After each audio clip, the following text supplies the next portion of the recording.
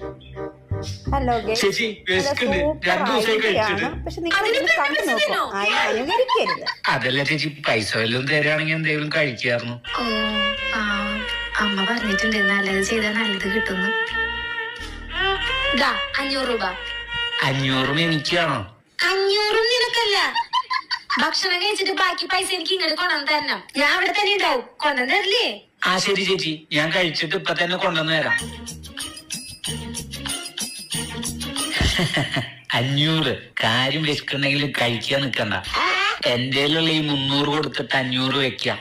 ഞാൻ കഴിച്ചോ ഇല്ലെന്ന് എങ്ങനെയായാലും അറിയാൻ പോണൊന്നുമില്ലല്ലോ. ഇതാ ചേച്ചി ബാക്കി 300. ഭക്ഷണം കഴിച്ചോ? ഭക്ഷണം കഴിച്ചു. വയറ് നിറഞ്ഞോ?